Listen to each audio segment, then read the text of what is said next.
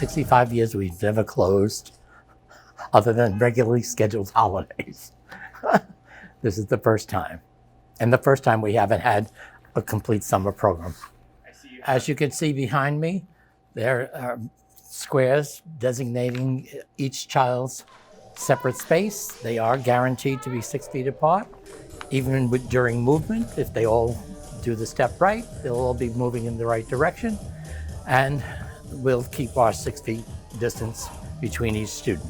After each class, we wipe down the mats, we wipe down the bars, we wipe down their spaces, and we bring in the next class. Where's the fire? What's the hurry about? You better cool it off before you burn it out. Hello, I'm Michelle Poirier. I'm an instructor here at the Robert Mann Dance Center.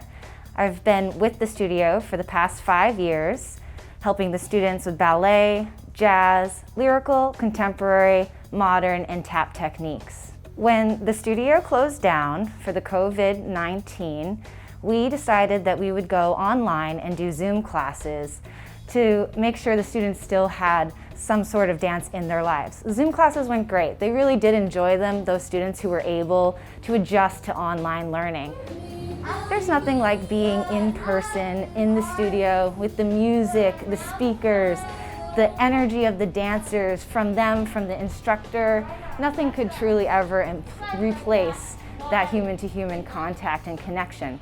When you enter our space, we make sure that everybody has a temperature reading. Everyone must be below a certain degree so we can allow them into our space. We also make sure everyone has masks in the waiting room, on the stairwells, and students are wearing them in class. Wearing a mask is so new, so we've been really working with our students to adjust how much is too much and how little to go, right? So we're trying to find the happy place of where we can wear masks and still be really successful and propelling our technique forward. Ways we've done that, we've sat down onto their square, in the middle of your square, we take a water break. We take the mask off, we breathe. If somebody feels overwhelmed at any point, I'll put my hand up and say, hey, are you doing all right? And they can do the same thing, they can check in with us. So we're really making sure we're working together there to make sure everyone's really feeling safe and healthy. Well, during this crazy time, we have been receiving numerous telephone calls, emails, Facebook comments on how much they miss their dance. And since they've been missing a dance since March, we'd like to get back as soon as possible. We know that it's uncertain, so we've gone through extra special steps to keep the dancers as safe as possible. We have renovated the space. We have a new tile floor. We have social distancing measures for when our waiting room does open. It is closed right now. However, when we do have the opportunity to welcome people back into our waiting room, we're set up so we're appropriately socially distanced. We made sure there's hand sanitizing, automatic stations throughout the space so nobody's touching anything, contactless. Same thing in the bathroom, paper towel dispenser, soap dispenser, all automated. Another really great renovation that we've made to the space is we installed an HVAC filter that Governor Cuomo had been talking about in his press conferences. So what that means is we have a filter in the AC overall blowing throughout the building, which is going to make sure we have nice clean air and it's filtering properly.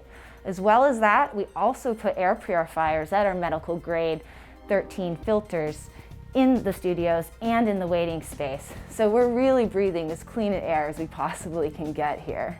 We really wanted to make sure that when you came into the space, you would feel safe, you would feel comfortable as a student, as a faculty member, as a staff member, and especially for the parents at home who aren't able to walk into our space right now, give them the peace of mind that we are making every effort to make sure our community stays safe.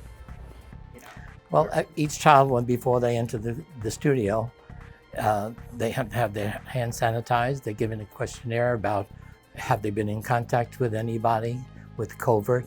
Have they had a fever in the last 24 hours?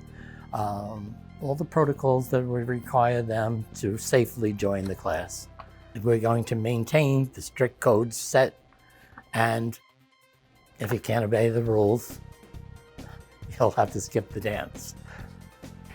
As a dance teacher, I love my job.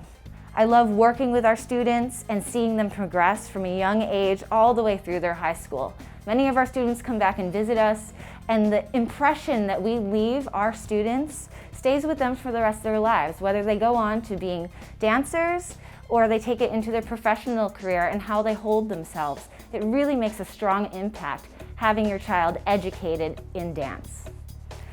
We have some really new exciting classes starting in the fall. We have a Tumble Tots and Hip Hop class that is going on in weekdays in the early afternoon, along with creative movement classes on Saturdays. So little children, 2 to 3 years old, it'd be great to have them in the studio with a parent at this time so we can make sure everyone is staying safe and properly distanced. Another really exciting addition, music in movement class. This is going to be a weekday class in the early afternoon where we're actually going to get to play real musical instruments with mallets, playing with singing, playing with dancing. So we're really making sure our students develop a love of music and dance from a very young age. Lastly, adult classes. We're adding a bunch of new adult classes, ballet, contemporary in the early afternoons, hip hop, and Latin at night. So we hope that you'll come and join us and you can see what it's all about here. We're doing everything we can to make a happy, safe, healthy community.